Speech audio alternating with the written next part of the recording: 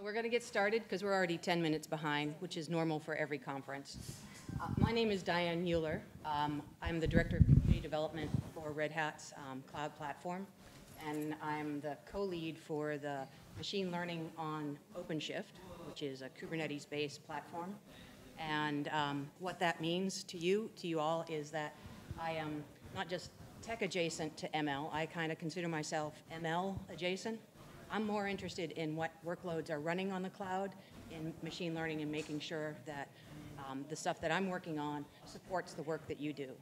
I'm not an expert in ML. That's my little caveat here. But I've been on the sidelines of looking at it for many years. I'm older than dirt, which is, not saying much because compost is fast. But when I went to UMass Amherst, back in the day, in the early 80s, I took courses in computer intelligence and computer vision and all kinds of wonderful things as part of my computer science degree. And the interesting thing was, back then, there were no compute resources to do the work. It was very theoretical. We never really had the supercomputing power or access to it to go beyond the very simple examples and learning the algorithms. We did a lot of writing on paper and theoretical work. And so 30 years later, it is my huge and great pleasure to actually be moderating a panel on a topic that's near and dear to my heart with women in machine learning, because the people who are on the stage today with me are really blowing it out of the water in terms of the things that are happening now in this space.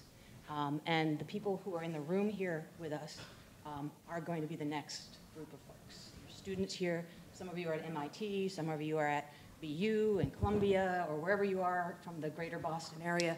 And it's very exciting at this point in time to be around the people who are going to influence where machine learning, machine intelligence, and artificial intelligence goes. So I'm not going to hog the stage too much longer, just to say one little thing, is that gender balance in machine learning is crucial to making sure that the algorithms that we're building and using to change our lives and to make our lives better don't perpetuate any of the gender ideology, the data that we gather, that we are able to look at it with clear eyes using critical thinking. And I think one of the components of doing that is that if the diversity of the people who are working in this space is engendered in all the way through, from the people working under the hood, like myself, and the people who are working on the different projects, all can work together to make sure that we can address that bias and make sure that we encourage more women and more people from diverse backgrounds to come into and be practitioners in this space. Then we can potentially make sure that this is AI, MI, ML for good. So with that, I'm going to introduce and let each of the members of our panel take a few minutes to introduce themselves, because I could not tell you exactly what each one of them has been working on. I read and I watched most of the YouTube videos and read some of the papers in the background, but Jackie Xu, who is from MIT and is going over to Facebook. I'm going to let Jackie introduce herself, and then we'll move on to the next. Thank you so much, Dan. I'm Jackie Xu. So I graduated from MIT in 2017 in computer science and spent a year here at the Media Lab doing a master's focused in AI. And I'll be heading to Facebook as a software engineer in about 2 weeks. Some of my background, I've done some research in AI, first focused on how we can make computers think more like humans do, and study how humans learn and try to replicate that in computers. And then during my master's, I focused on trying to look at how you can make computers that can recognize and understand emotion. And so I've also done some internship work focused on recommendation systems and just building general ML tools for company settings. I've also been part of building MIC and kind of looking at how AI companies are operating around the world through some travels I've been able to do through MIT and trying to support some like AI learning communities and different universities around the world. Cool. Kate? Yes, thank you. So yeah, I'm Kate Saenko. I'm an associate professor of computer science at Boston University. I'm also an MIT alumnus. I got my PhD from MIT in 2009, and I did a postdoc at Harvard and I also at UC Berkeley. And I work on deep learning, computer vision, natural language understanding, and machine learning. My interest is mostly in things like adaptive learning. So how can you take a deep learning model, which is extremely data hungry and needs millions of examples to learn to do anything useful, and then transfer it to the real world and have it actually do well and not kind of freak out and do badly in the face of surprising data. And I'm also interested in language and vision grounding. So for example, can we teach a machine to not just see things, but also talk about what it sees? So I've worked on image captioning, video captioning, deep learning models for visual question answering, retrieval of video from retrieval of videos based on natural language descriptions. And more recently, I'm interested in explainable AI, where it would be nice if we could actually understand what these deep learning models are doing, how they're making their decisions. They're very non-transparent, very black box. And so, yeah, so I'm also a mom. I have 2 kids, probably my greatest achievement. And I'm super glad to see this exciting, kind of vibrant community of students that are organizing this conference. I think it's great. I think it's a first time that you guys have done this, and I'm happy to see it go forward and grow. My name is Millie Little, partner at First Star Ventures. At First Star, we're a Boston-based venture fund investing in very early stage, everything before Series A. Mostly, we focus everything around data technology, which a lot of it is very relevant to AI and ML. Personally, I am not a researcher or scientist. I do come from pure math background, and also MIT alum, came to MIT for my finance degree. Built accelerator, basically recruited a bunch of machine learning PhDs back then when they first started, when machine learning wasn't quite a thing yet, but some of the researchers were thinking of doing startups in the field and kind of working or turning their research into startup projects. And after that, I went on and built and started a machine learning company that were using event detection. First started off with in the finance industry for events that potentially could drive the stock market. And then we pivoted into the medical image, which now my co-founder moved the company to China and is one of the leaders that backed by Sequoia, and they're doing really, really well. And I stayed in the US and joined another company that got acquired by MasterCard. We hosted probably more than 50% of all the North American retail offline transactional data. And by retail, we're talking about hospitals, retail banks, retail insurance, retail real estate, of course, the CPGs and retail brands, pretty much any business that deal with individual consumers that we consider as retail. So with that kind of data, you can imagine all the interesting insights that we can derive. And of course, that's why MasterCard then acquired a company for $600 million. And then came back to Boston, started a fund, work a lot with professors and researchers from MIT, Harvard, Boston, broader kind of East Coast ecosystem, and also just anywhere. We invest anywhere in Canada and the US. I went to University of Toronto for my undergrad, so that's also where I consider my second home.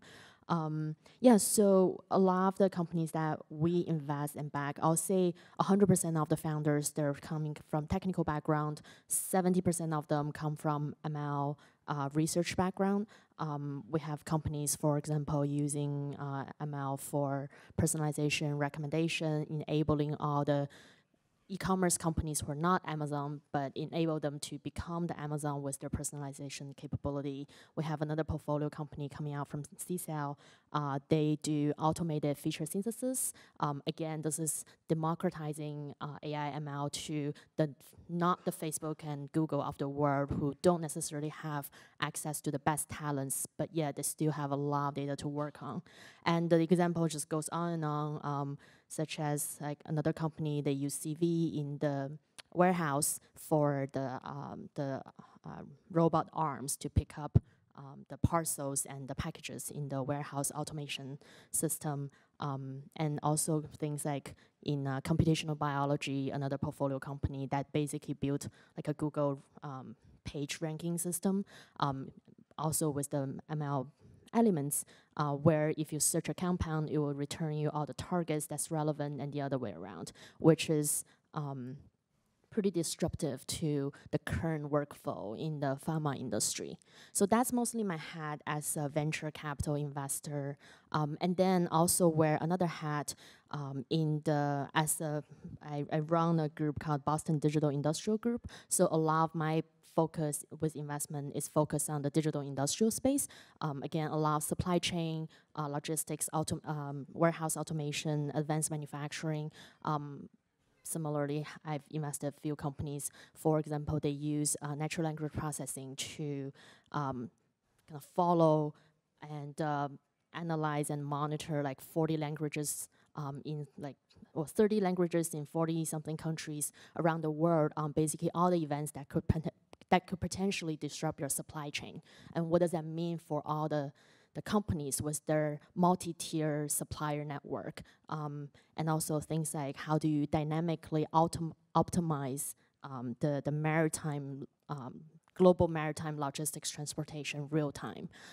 Again, like highly applicable to what were the cutting edge research in the neural network. And then the last hat that I wear is I'm on the board of CCL, the MIT's Computer Science and Artificial Intelligence Lab.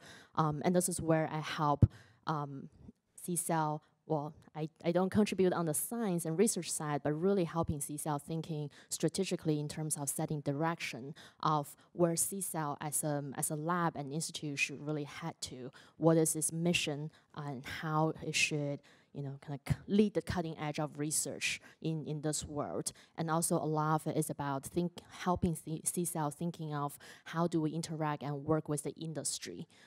And as very few female kind of board member, and luckily we have our first female head of CCL, Danielle LaRousse. So the two of us, we think a lot about how do we promote females without the problems of if you look at MIT, I think 55% of the students are female. Actually, we're having it's more than males now.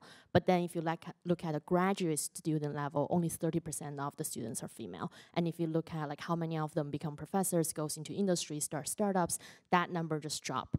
So we work a lot on such projects, promoting female scientists and researchers, and ultimately that will lead to more female engineers, executives, and entrepreneurs and investors in the space. Wow. Okay. Hi, I am Sophie Watson. I am a software engineer at Red Hat. I've been doing that for about a year, and I'm part of a team who is building these intelligent applications, machine learning and AI.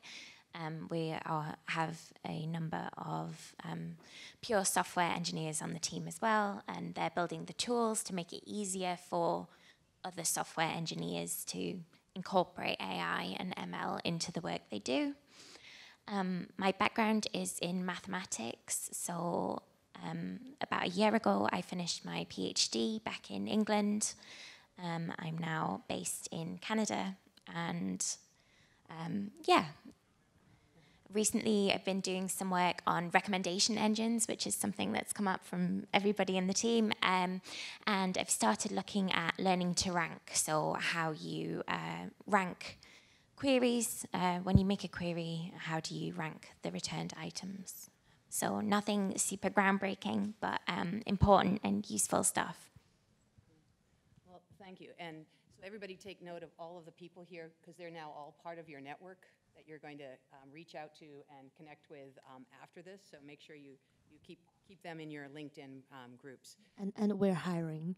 And everybody's hiring. So that's a wonderful thing, or everybody's accepting people into new programs. And you know, one of the things I just wanted to ask each of the panelists, maybe, and I think maybe Millie, you might have hit on a few of them, but to share with you what you think is the most interesting next thing that you see happening in AI, the next piece of research, and maybe the most surprising thing that's come out of the AI research you're doing.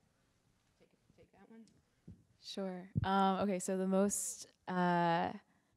the next thing in AI, I think so I was just watching Jessie Lynn's talk. I don't know if others here were in attendance. So she was kind of exposing some of the fragility of current AI systems, especially how like neural network systems and object recognition systems like often can easily be fooled into seeing objects as other, like the incorrect label, like labeling a cat as a guacamole or something like that.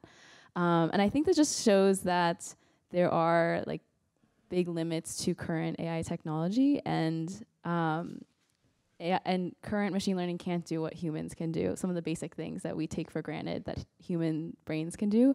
So I think a lot of the exciting work that I'm interested in seeing is learning more about how we think and how we both like do simple things like recognize objects, but also like more higher level thinking, and trying to translate that more and more into computers. And I don't think we have the algorithms yet to do that. So I'm really fascinated to see where that line of research goes. Well, that kind of feeds right into some of the work that Kate's been doing around computer vision. Yeah, I think AI has seen tremendous success in the last 5 years, 10 years. But with that also has come a lot of hype about what it can do. And as someone who works kind of in ground zero on new AI algorithms, one thing that we've been finding a lot in our lab is that you can train a neural network to, let's say, caption a video, and it will produce very fluent descriptions. It will say things like, you know, a woman is cutting onions in a kitchen after watching a YouTube video. And at first, you know, we thought this is amazing. Our older models could never get to that level of performance. But after we start, of course, we're scientists, so with our science hat on, we start digging in and seeing, okay, what is under the hood of that model? And quickly we find out that, for example, often they make predictions based on some bias that that is in the training data. So there's data bias. For example, we have a training corpus that where most of the videos that involve cooking had captions that said a woman is doing something. And so when we train a model on these cooking videos and give it a video, it will say a woman is. That's how it will start a sentence. But when we train a model on the science category of YouTube, then for that same video, it will say a man is talking about something, right? So it's learned the bias. And often the way we test our algorithms doesn't reveal all of the biases, because we have a training set, we have a test set, and they come from the same set of data usually.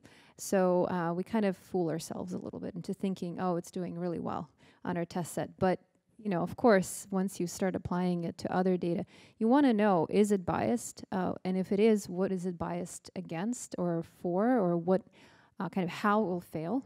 And also how it makes decisions. So like this, I think explainability is really hot right now in AI. Explainable AI, like explaining how models make predictions.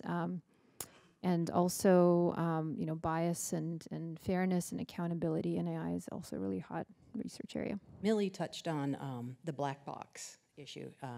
And in IT, we always talk about the auditability, the tracing your algorithms, your judgments, and all of that. And maybe if you could talk a little bit more, Millie, about where you think it's going in terms of being able to trace and explain the AI from your perspective, because you're doing a lot of work in industrial and commercial applications of it, and so really understanding the data that you're working on, but also being able to audit and explain the algorithms that are in that black box. Yeah, I think this is where depends on what you work on, right? So a lot of the time, the algorithm will give you a result that you just look at it, think, well, this doesn't make sense. And this is where a lot of the time the data scientists, they have to work very closely with the business analysts who actually understands the business logic. And it depends on what you do, because let's say if you're just working on the industrial scenario, right? Worst case scenario is your machine breaks and you have to stop everything, you waste another day of productivity time. But then the really bad things can happen, let's say in computational biology, when you have lives on the line, where that's where the scientists or the biologists, we don't even understand enough about the biology behind.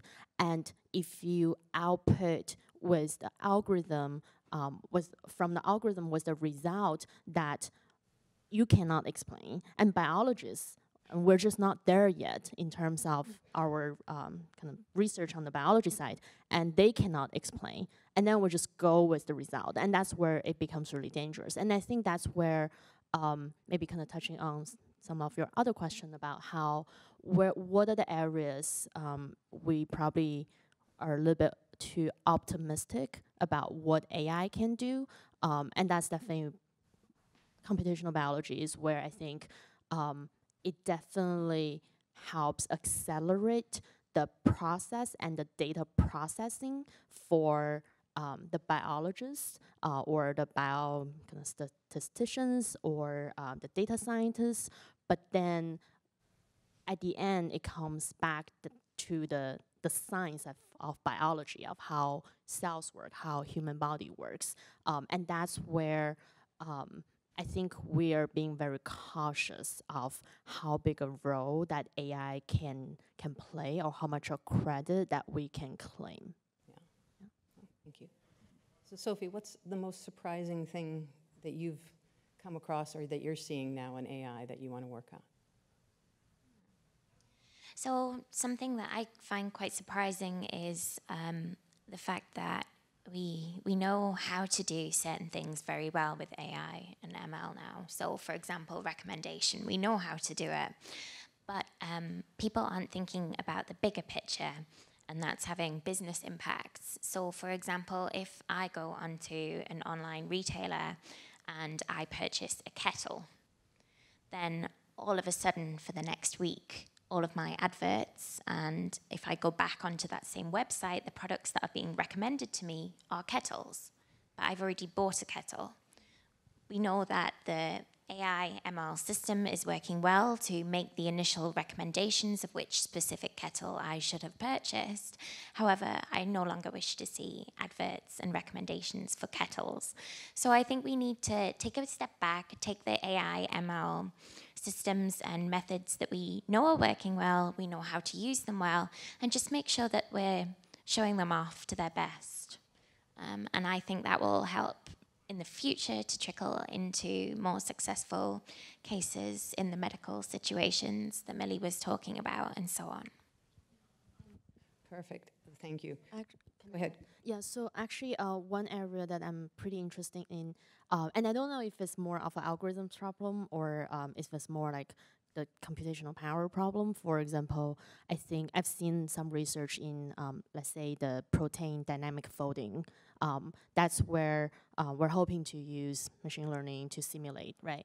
But if you're looking at like where the real kind of the most cutting edge research is happening at DE Shaw, that they have almost like unlimited computational resources versus at a research university. Like, to be honest, like at MIT or most of the research universities, we don't have the kind of resources that Google, Facebook, or DE Shaw has. And I think this is where sure having the funding, the money or resources that helps, but a lot of also comes down to the computational power at this moment. And one area that I'm very interested in is, so MIT, we recently had this MIT Quest, where the two parts of the quest, one part is the bridge, where it's really more about kind of understanding the AI ML, the techniques, and then the other part is about understanding how the brain works. And there are researchers who have worked on using the C. elegans with only 302 neurons in their nervous system to simulate how their neurons work, and hopefully we can apply that at a larger scale. But again, I think a lot of the limitation now is really on the computational power. I'm just going to add an end. I was recently over in Helsinki for another conference, and the most surprising thing that I've ever seen around ML resources, and this is my tip to all of you, is a small company, it's an energy producing company. They produce heat in the Nordics and in Finland, called Vattenfall, and they're doing mobile data centers, and they're giving away free compute resources, or technically free, so that they can use the energy generated by the compute power to heat the streets in Helsinki. So it's like the reverse of everything that you're thinking about here. It's like, what's the next cool thing? It's like they're actually using your computing and trying to give people time on their machines to use up and to use that compute power. So talk to me afterwards if you want to get connected. I can add something. I like that you brought in like an international example of like creative uses of AI technologies, and kind of also building off of what Sophie said. I think I do agree that I think a lot of the exciting areas is like leveraging the power of AI technologies, because they do a lot of like things pretty well, but I think it does take stepping back and looking at the problems that need to be solved, because at the end of the day, like, technology isn't worth anything unless it's applied to some meaningful problem. And I think some of the things that I have seen around the world is just how there's problems that people aren't thinking about because maybe, like, I don't know, big companies aren't thinking about them, or like the major countries working on AI right now aren't thinking about them. But there's still problems that exist in the world. So like there's a company in Nepal that's like trying to work on language translation for Nepali, and that's like something that no one was working on until a researcher who was from Nepal came to the US, did his PhD in machine learning, and went back to Nepal to start this company there. He was in that special position to actually start that company. So I think that's another really exciting area, is like using AI technology in creative ways in places that don't have these kinds of thinkers at the moment, and trying to use them in creative ways. Yeah. So we talked a little, I think Millie mentioned it too, is about the democratization of access to tools and compute resources. And a lot of what Red Hat's about is open source and making sure that the Jupyter notebooks and the Spark and the Kafka and all of the things that are under the underpinnings of this are readily available. But it's also gaining access to the education and gaining access to the compute resources and all of that. We talk a lot about MI and ML and AI. This is Machine Intelligence Conference, so I'm going back and forth between the acronyms. But doing the ethical use and of ML and artificial intelligence, and doing good. And how do we bring that forward more in our conversations? Because, you know, commercial offerings, Facebook, Google, search, face recognition, all of these things are really cool. But how do we make sure that they're used for good? And do you have some thoughts about that, Kay? I know I've seen you on Reddit talk a little bit about this. Mm-hmm. Yeah, I think that's really important, actually. Google, I believe, just announced a large funding initiative called AI for Social Good. Have you guys heard about this? So that's really exciting. I think Google is really leading there as obviously a company with huge amounts of resources and a lot of expertise in AI. And the idea is that, you know, AI is a transformative technology. It's changing our society, but the the kind of people who are developing AI, they have specific kind of maybe business goals, but it could also be used for to solve a lot of social problems, potentially, to solve scientific problems. So one of the example projects they had was child trafficking, which is using AI to combat child trafficking, which is obviously a horrible problem. And there are people in various disciplines like social science that would love to use AI to maybe study some problems in social science, but may not have access to, either people who work on AI who can actually apply the AI techniques to their problem, or maybe don't have access to compute resources. This is a big problem, as all of my grad students will tell you, like this heating issue, their offices are nice and warm because of all the GPU machines. So we require a lot of those resources for AI. So another example that I just recently saw that's really cool is Dan Jurofsky from Stanford, who's working on applying NLP to analyzing police interactions with the community. And for example, they were looking at things like, are police officers more or less polite with African American community members than white community members when they do traffic stops? And that's a social science issue, but with machine learning and NLP, they were able to really scale it up and look at, tens of thousands of interactions, but potentially, they could potentially look at a whole country, all the interactions, and really get lots of data to answer those questions. So I think that's really exciting, but we need the access to those techniques. We need folks who will kind of work with people in these disciplines on applying AI to their problems. Yeah. So that sort of brings, beyond, once you get beyond the research stage, and the importance of pairing people with the ML skills with people with the domain-specific skills and the inquiries in social services.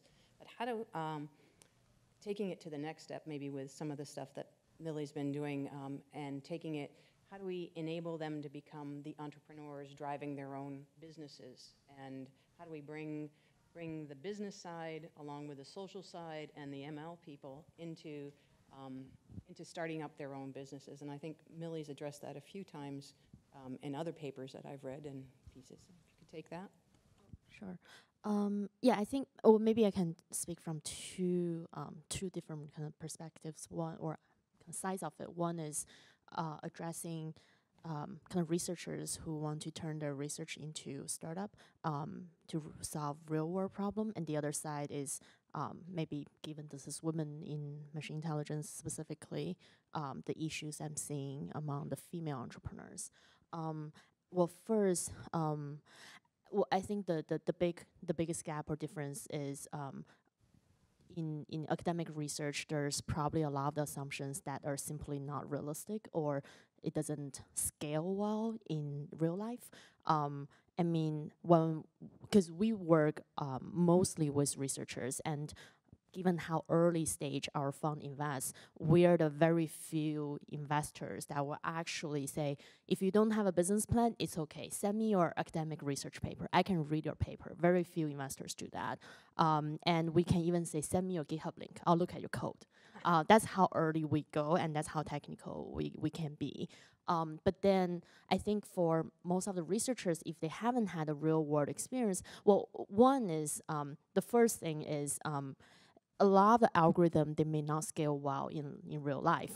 With all the great whatever neural networks you're building, let's say I'm just throwing like autonomous driving or any image processing as an example, right?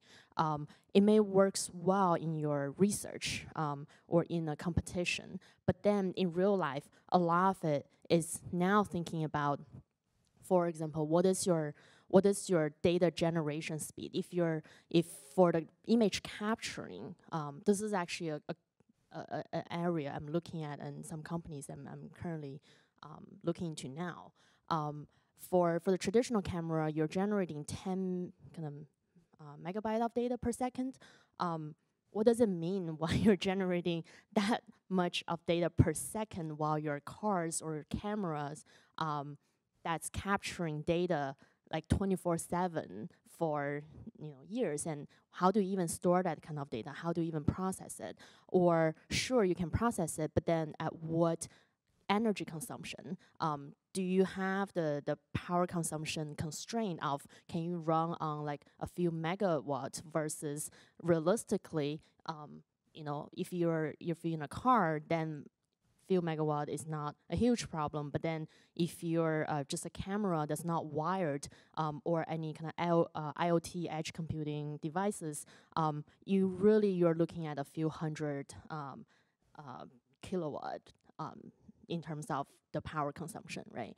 Or what is your latency, right? So for us, a lot of the time, like it's not necessarily about what is the best algorithm, because there's no clear definition of what's the best, but really about how do you optimize your performance within all the constraints. And these are all the constraints from real life that is not ideal and is very different from your academic research. And then on top of it, now you think of, okay, maybe that's the kind of, you're looking beyond academic research and science. Now you're looking at technology and product. And even looking beyond technology and product, for example, in a lot of the space, technology is great, but then that's only 10% of the problem. 90% of the problem is about how do you build the partnership to acquire your data access? How do you set the right kind of economic incentives so that the users would adopt? Who will pay for it? And how much would you charge? How do you scale? Those are all not a technology or science problem, but that's where I think a lot of the researchers, because they're really great at what they do and they're the very top of their field, and they don't necessarily, they're not necessarily aware of what are the other challenges, and compared to the bigger picture where the science and technology is really a relatively small part of the entire picture. And I think it's helpful. So it's almost like if you have the key, then you look for the lock, or you have the lock, then you try to figure out what is the key to open the lock, right? So I think it's helpful to think of the problem first and start with defining what's the problem you're trying to solve, and what are the constraints that you have to work with, and from there, what is the best solution versus the other way around. So I think that's in general what I have observed as a gap or challenge for researcher background founders. And then I think for female founders, it's I have so much to complain about this. We have 24 portfolio companies so far, and only 2 of them are female founders. And this is already given I'm a female partner, which again, in my industry, only 7% of the investing partners are female. And among our own portfolio companies, if you look at female entrepreneurs in like marketing or like e-commerce or baby product, there are a lot of them. But then in hardcore science and ML AI, very, very few. And I think this is where especially for female, like we probably should be more, I guess, kind of be proactively kind of socialize and go out and talk about your work and go make friends who can potentially help you with making introductions to investors, introductions to customers, help you find a co-founder, help you find the next hire. Just coming from my own observation, I feel this is where probably a lot of those conversations for guys, it happens at bar with like a buddy conversation where we don't do that. And even for like your girlfriends, like help each other's out, kind of offer your resources and your network and really kind of uplift each other's career more proactively, because unfortunately, like even simple things as how many of your girlfriends or besties are VCs, and sorry, on our side of of the world, only 7% of us are female, right? There are just so few of us. Therefore, we need to be even more proactive with helping each other out. So that's one kind of challenge or obstacle I observe specifically for female entrepreneurs, especially who are scientists. You know, we're not the most outgoing and social people. So that gives me a good segue into one of my mantras is always giving the podium to other people and trying to lift them up and get them to speak out and talk about their experiences. To that end, I'd like to ask the audience, if you have questions, please just line up and grab a microphone. This is the AMA part of the thing, Ask Them Anything. So if there's something that is hot new technology you want to hear about, or you want to talk about something you're working on or have a question, please just come up and ask. We've got great people up here.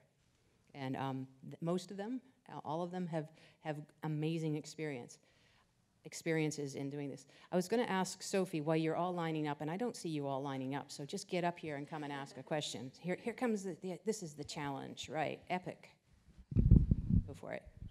Hi, I'm Riona. I'm an undergrad here at MIT. I just wanted to ask, in general, what is the most significant challenge that you've experienced in developing and building your career, and how have you overcome it? In developing and building my career, well, I'm very early in my career, and so far it hasn't gone too badly. Something that I have struggled with greatly is putting myself out there. Certainly, I would not have attended a conference like this or asked a question, so you're certainly winning on that front.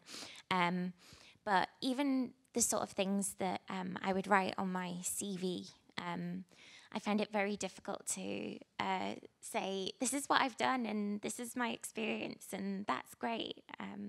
And that's something that I think everybody needs to overcome and look at. It's fine if someone meets you in person and you can be a bit more relaxed and say, oh, I did this and this was good. But the first thing they're going to see is paper. They're going to see that CV or that website, and you've got to really show yourself off and shine. Yeah, I agree. I think talking myself up has always been a difficult thing, and I'm still working on it. You know, I did this. Doing a very good job. Thank you. Well, I've been doing it for a long time. It's getting easier. But yeah, I think as women, we're often kind of maybe expected by society to be kind of less, you know, I don't know, dominant, or like less projecting, wow, I'm so great, look at me, you know, out there. But we really need to do that if we're going to compete with, you know, everyone else in this field. So yeah, I think that's been one of the obstacles, but it's possible to overcome it. I think you just have to work on it. And not everyone has that issue. Yeah, I would say one of the things is not seeing yourself in the room is one of the barriers early on in my career. I think actually, because I'm from another generation, earlier than you, and when I first started in computers, the trick that I did was I sat in the front row of my computer science classes with the 4 other women, with the 300 dudes behind me, so that I felt like I was in a little clique of people like myself. But it was then, in the early 80s, very hard to see yourself in the room, see yourself as a professor, or as the developer, or as the sysadmin, or as the person doing whatever it was. And I still think that's a problem. I still think we need to work on that, to raising up the visibility of our colleagues and our network of people. So look around you in the room, and the people here who are here today, this is where you start building your network. And if you know someone, it's like if you see something, say something. If you know someone, make them say something. Make them get up, make them talk about their work. That is really the best thing you can do. It's not just finding the courage for yourself to speak up, but helping others find the courage too. So you had another question here. Yes, if this mic is on. My name is Talia Rossiter. Thank you, Diane, for moderating. I found the whole panel touching and lively and passionate, and that's why I came up to ask a question, because a lot of the habits that we might have preparing for something like this, for a paper, for a panel, particularly if you feel that the onus is on you to represent women in STEM or to make some big step, might be an emphasis that at least it is for me to like try and be the best that I can be, to bury myself and make sure no one sees me unless my work is perfect, my talk is, 15 minutes to the dot. And yet coming out and taking departure from my work and sharing in this camaraderie, I actually find is the most helpful thing. So I was wondering if you, in your career or looking forward, have faced things on the other side of that coin, things that seem nominally productive, but actually might hold you back from developing in courage and in knowledge. Sure. Yeah, I definitely resonate with what you're saying. It's like a lot of pressure. I think, especially talking to some of the younger women in the room, or just like beginners in AI and ML, like there's two sides, especially if you're of a minority background. Like you don't know whether you're like perceiving things just because you're a beginner and you're learning things, or because you're a woman or whatever background you come from. So I think that makes it really hard to navigate and make sense of certain situations at the beginning of one's career. I think like some of the other challenges, kind of touching on what Millie was saying about like conversations happen like often between guys and if they're friends, and like friendships happen naturally, I guess, like by people that you connect with. And I think this prevents a lot of women or people from minority backgrounds from entering spaces like entrepreneurship and machine learning, or like more technical fields that are dominated by people who look different from them, because the conversations don't include them. And I think that's like kind of things like that are sort of like invisible barriers that I think stop a lot of really amazing people from joining in the conversation and contributing their ideas. There's another question. I'm liking this audience already. So how about we get this one, or who is it? Chloe, go ahead. Sure. Hi, I'm Chloe Cowfish, and I have a bunch of questions. So I'll try to keep them compact in one. I wanted to ask a little bit about imposter syndrome and the general culture of tech that's so masculine. I find myself often in a culture that's not, if not hostile, usually not hostile, but that doesn't have a place for me, that doesn't know what to do with me. You know, I walk into a room and it's usually men, and even if they mean well, they don't know how to integrate me into their space because it's so, this is the way it's always been. It's always been so masculine. How do you deal with it, and how do you think we can change it?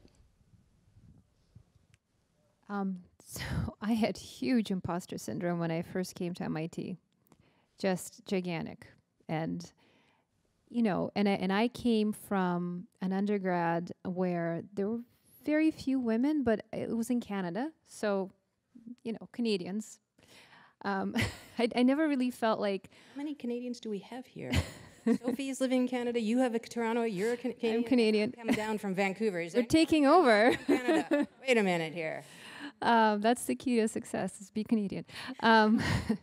But yeah, I when I came to MIT, I kind of felt like the culture was very different, and everyone was very kind of aggressive. It felt to me like they were aggressive in a way that, and if they projected their idea and kind of try to dominate you in a conversation with their ideas, and I took that very personally initially, because I thought, oh my God, like they hate my idea. Like I can't, you know, I have to like be very quiet now and leave.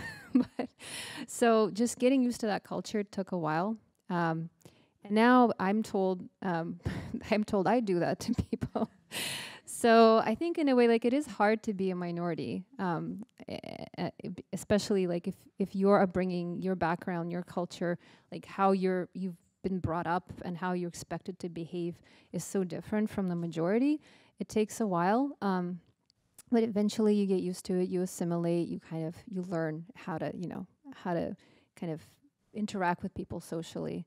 You know, I've like I've always considered myself a geek, so I always found that that was one level that I could interact with people. Like we talk about Star Wars or like, but at the same time, you know, when I had my kids in grad school and I was the only one in my office of, you know, 4 or 5 other guy grad students who had a baby, and they really didn't know what to make of that, right? And like I don't blame them because, you know, they were in such a different, you know, space. If there's, you know, eventually they went on, a lot of them had kids too, but like having a baby was just completely isolating socially. So I think those things are just going to be kind of issues that we work against as women, unless we build up our numbers and we kind of become more of closer to a majority. But yeah, that's. I feel, well, I'm definitely the minority wherever I go in terms of gender, age, ethnicity, and I'm always the only one in the boardroom or in the conference room that's the only young Asian female. Well, you can't change anything about it, and I feel the best thing you can do is to take it to your advantage. You know, for example, as female investor, there are definitely situations where the entire board felt they're not as comfortable having the difficult conversation with the founder, where for me as female, we're probably better or communicating or you know, talking about like the soft spots, especially with founders when it's difficult time. My approach a lot of time is kind of trying to understand what's their motivation, what's holding them back, you know, what's their kind of family scenario, like what is their economic or where they are in their life. Therefore, you know, what that can mean to their career, or what's their kind of motivation level or the energy that they can devote to a startup. So a lot of them I find I'm actually in a better position to have those conversations because I'm a woman. And then, you know, in this world, similarly, most of our founders around like mid-30s to late or mid-40s. That's because we only invest in enterprise software. That's just the age range they're in. And you know, sometimes the entire board are like old men in their like 50s, and the entrepreneur is in their like mid-30s, right? And that's where they really open up and talk to me about things that they may not feel comfortable telling other, like the last generation investors, where they see them more as a board member and trying to kind of have the control versus I can be their friend and I can see things eye to eyes. And similarly with like the Asian background, right? Asia is a huge market. A lot of the time nowadays, when our portfolio companies go to Asia, I'm the only one who can provide any insights, and they really rely on me, and I become the expert. If they want to go to China or Asia market, I'm the only one they can rely on. And I think kind of without that, at the end of the day, I think it really comes down to, like, especially as investor or researchers, you really need to know your stuff. And once you know that I know my stuff better than anyone else, and that's where I feel truly confident in what I do. And I know with a lot of the guys, they are confident even not knowing or knowing that they don't know their stuff. But I feel this is probably kind of higher kind of level of higher requirement that we kind of self-impose. But at least I know I'm the expert on my subject, and when I start talking, everyone will have to listen because I know better than everyone else. Thank you. Shall we take another question? Hi, thank you so much for the panel. My name is Michael, and it seems to me that when people become more adults, we see a bigger disparity between the interests and careers of women and men. But if you look back to preschool and elementary school, it seems as if everyone's, like, boys and girls are all friends together, all learning the same thing, all doing the same thing.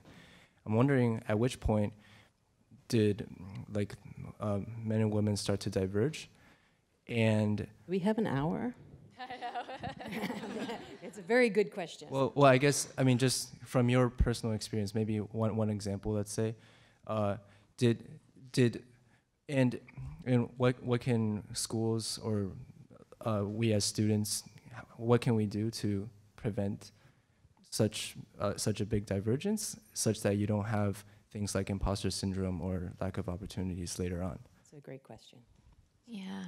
So I think it wasn't until I went to university and started studying my undergraduate that I realized, oh, I'm sat in a sea of people that aren't the same as me. There was certainly more men there than women. But something that really struck me was that it wasn't until the last term of my second year of undergraduate that I had a female lecturer.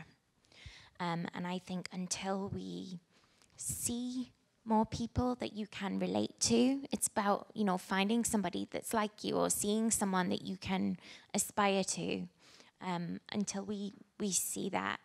And I think the change is happening very slowly, but it's happening. Until you see that, then I feel it will take a while for it to change. Yeah, I think Diane kind of like hinted that there's so much that goes into what I think causes the divergence. Like I think, like personally, like I think a lot of, like speaking from a woman's perspective, for me, like I think I've faced so many points that I don't know, I wanted to give up, or like I wanted to take a break from like going into certain areas just because I felt so discouraged or burnt out or like unconfident about myself. And I think that, yeah, there's just so much that goes into it. Like we could talk for like hours and hours about it. What's the one thing that allies can do? So I think one thing that so there's one example, like I think like men and women should both be part of the conversation. And like, for instance, going back to what I was saying about like how, like, I mean, you make friends with people who are similar to you. And what I see in a lot of like tech circles is that it's like guys like gravitate towards other guys that are like them and may not reach out to the women in the room or in their like company or team. And I mean, there's so many like issues that people are trying to be wary of now, but I don't think that's an excuse to not like be friends or like be common humans and like communicate, talk, and connect over like the ideas that brought you there in the first place. So I think that's one very tangible thing. Yeah, that's great. So I'll give one very specific example. So you talked about preschool. When my daughter was 8, I found out there's a coding class being offered, and I got so excited about this, and I signed her up. And we showed up in the first class. You know, they were learning Scratch, which is a great language developed at MIT, very good for kids. There were 9 boys and 2 girls, and she was one of the girls. And there's no way that these kids actually like already separated themselves. I think it's the parents. You know, we're thinking, oh, like I should sign my boy up for this class. And then when you talk to parents of girls, they say, oh, I don't think she's interested, so I'm not going to sign her up. And this actually happened to me. So I think, you know, when your parents and you're signing up your kids for things, just kind of keep that in mind that, you know, you don't want to stop them that early on in their interest. Well, I guess I feel I'm definitely benefit from my own ignorance and lack of self-awareness, where I like dressing up well. I feel I'm relatively kind of feminine in the way that I kind of carry myself, but at the same time, I drink whiskey, I smoke cigar, I play basketball. I hang out with, I have a lot of hobbies of like a 50, 60-year-old guy dudes. And I think that really set myself up well, that, you know, like a lot of the investors, I share the same hobbies with them. I don't see a problem with that. A lot of the time, I'm the only female. I'm not saying that you should then all go drink whiskey and smoke cigars. I really enjoy them. That's why I do it. But also, I feel like that kind of early self-awareness is not necessarily a great thing. For me, I benefit from the lack of it. Yeah, I think the one thing that I would say, and well, there's 2 things that I would say. One is I always say, give the podium, make the space If you're in a room filled with dudes and there's a few women there, make sure you make the space for them to speak up. Invite them to speak. Anyone from a diverse background, invite them to speak. And that's one thing as allies you can do that really helps because it is hard to speak up. With that, you want to ask another question? Yeah, sure. My name is Jay. I'm a natural language processing scientist at Charles River Analytics. My question relates to what Kate was talking about at the very beginning, where you were training the captioning on data, like biased data, that would produce sentences that like, oh, the woman is in the kitchen and the man is a doctor kind of thing. How do you see AI moving forward and overcoming these kinds of biases inherent in the data? Because, you know, one of the visions that we all have for AI is that it will help make the world like a more equitable place. But if our algorithms are based on these kinds of biased data, like training sets, what can we do to combat that? And how can we use AI to improve equality? Yeah, that's a great question. Thank you. So I think there's already great research going on in that direction. I think we need to improve our AI models. So we just had a paper recently on improving a deep learning model for captioning so that specifically it doesn't predict someone's gender based on anything other than looking at that person. So that was just a new technology that we came up with as a solution. But I think we need a lot more people thinking about that and working on those kinds of problems. In general, I think there are different issues that contribute to this. First of all, there's sort of data sample bias, where the data sets that we use to train our AI models are not sampled in a way that equally represents society. And for example, like, most of the videos talking about science have maybe male narrators on YouTube. And I think there's not that much we can do about this data sample bias except improve our AI models and technologies to try to combat it. But there's also a problem with AI models themselves, which is that they tend to exaggerate those biases. So for example, we saw that when we train on captioning, the ratio of male versus female words being predicted actually gets exaggerated by the model once we start deploying it. It actually predicts even more male words than female words in captions than it saw in training data. So we can at least try to combat that. But yeah, this issue of our data being imbalanced is kind of something that's hard for us scientists at least to combat, because I think that just comes from society. It's recognizing, having people in the room who are looking for that too. So I think we've run out of time, so I apologize. We'll all be around the rest of the day, so you can ask us questions in the hallway. But I think one of the things, if I'd ask everybody now, is just to look around the room and recognize yourselves, because there are a lot of you in the room, a lot of people from different backgrounds in the room. And during the lunch break, make sure you reach out and connect with us. I really want to thank all of our speakers for coming today, some of you all the way from Canada and different places and different workloads that you're taking on. To take this kind of a break from their day-to-day work is pretty huge, so thank you very much for coming.